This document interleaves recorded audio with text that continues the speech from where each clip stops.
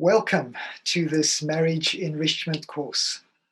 Let us take a minute to introduce ourselves to you. We are Mark and Zia. We've been married for 35 years, and we met and got married in South Africa, but have gone on to live in the UK, Singapore, and China, and now we, of course, back in the UK. We have one daughter who's married and has two children, and we loved being parents, and we now greatly enjoy being grandparents.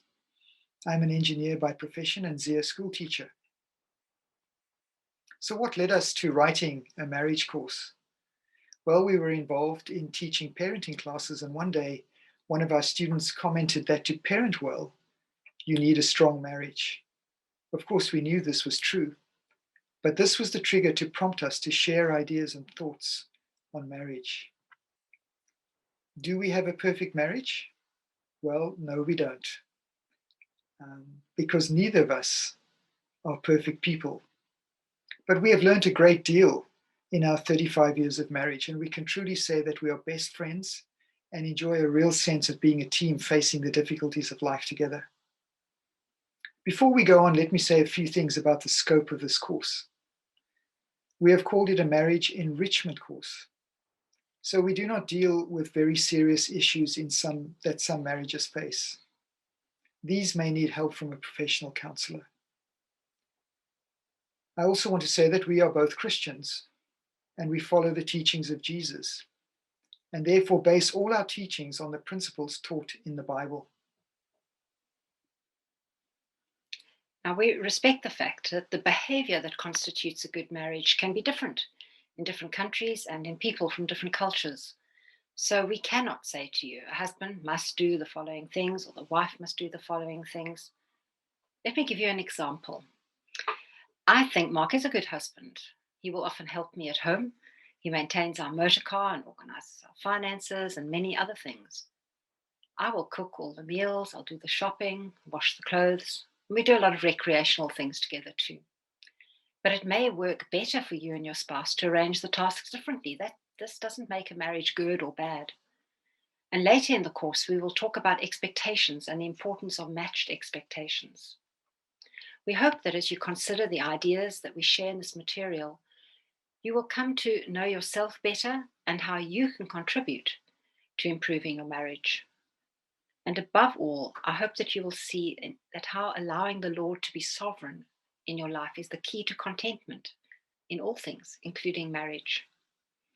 Today's lesson is what I would call a foundational lesson. So we plan to do the following. We will consider how God views marriage and why a good marriage is important. We will ask the question, does your personal walk with the Lord make a difference? You will have the chance to complete a personal review questionnaire, and we'll discuss some thoughts on how to deal with past pain and hurt. We will also pause the video several times to allow you to have some group discussion. But first, let us start in the Bible and read together Mark chapter 10, verse 6 to 9. But at the beginning of creation, God made them male and female. For this reason, a man will leave his father and mother and be united to his wife, and the two will become one flesh. So they are no longer two, but one flesh. Therefore, what God has joined together, let no one separate.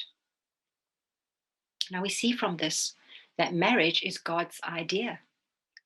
God places great value on marriage. Now those are two short sentences, but they're not small truths.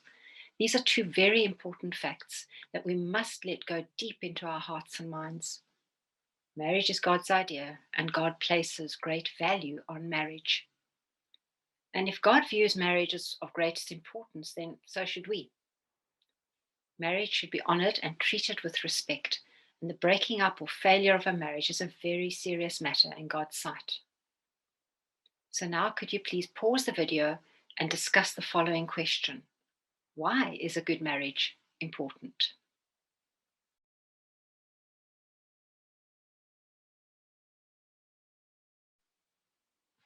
Welcome back. Maybe your answers included some of these things. A good marriage is important because it gives God glory. It helps us provide a good home for our children. Stable families are the foundation of a good society. When the home is peaceful and supportive, both adults and children can cope with a great deal of pressure from the workplace or school. And also, we all need partnership or friendship, and I believe it's possible for your marriage partner to be your best friend. A while ago, I received an email from a friend in China. She had lived in the UK, and shortly after returning to China, she had decided to follow Jesus and became a Christian. She wrote and told me that this decision had completely changed her relationship with her husband. She said that her attitude to her husband had changed. It was as if she was seeing him with new eyes. He had not changed, and he is not a believer, but they are continuing in a happy relationship. We've also had many conversations with Christian couples who are very unhappy in their marriage, constantly arguing and living in competition with each other. What is your deepest feeling about your marriage? A little later in this lesson, we will complete a questionnaire that will help you work out how you feel about your marriage and what your expectations are from marriage. But now, let's pause again and discuss these three questions. Does the depth of your personal relationship with the Lord affect your marriage? If so, in what ways can our personal walk with the Lord impact our marriages, and what difference can it make?